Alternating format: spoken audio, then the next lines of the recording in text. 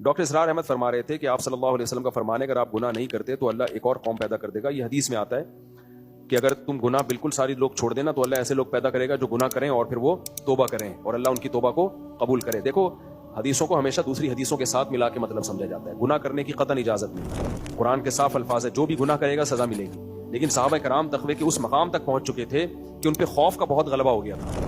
خوف کا غلبہ بہت ہو گیا تھا. تو جس پہ خوف کا بہت غلبہ ہو جائے نا, اگر کبھی اس سے غلطی سے کوئی کوتاہی ہو جائے تو اس کو پھر تسلی نہیں ملتی. وہ پھر یہ سوچتا ہے کہ پتہ نہیں اب میرا ہوگا کیا, میں تو جہنم میں گیا. تو ایسے لوگوں کو تسلی دینی پڑتی ہے کہ بھائی گناہ ہو گیا نا تو توبہ بھی تو عبادت ہے, اور یہ عبادت اللہ کو اتنی پسند ہے کہ ساری دنیا کے سارے انسان اگر گناہ چھوڑ دیں تو اللہ کہے کہ نا نا نا, کچھ ایسے لوگ بھی تو ہوں جن سے گناہ ہو اور وہ توبہ کرے تو میں کیا کروں, معاف کروں, کیونکہ مجھے معاف کرنے میں بھی مزہ آتا ہے. تو یہ امید کے لیے اس کا تعلق ہے باب الرجا سے, امید دلانے کے لیے. اس کا مقصد یہ نہیں گناہوں پہ آپ جری ہو جائیں. یہ ان لوگوں کے لیے جو اتنے نیک ہوتے ہیں کہ کبھی ان سے کوئی کوتاہی ہو جائے تو تسلی ہو نہیں رہی ہوتی, ان کے سامنے یہ حدیث سنانے کی ہوتی ہے. ہم جیسے نالائقوں کے سامنے یہ حدیث ہمارے لیے نہیں ہے کہ جی چلو اتنی فضائل ہے گناہ کی. گناہ کی کوئی فضیلت نہیں ہے.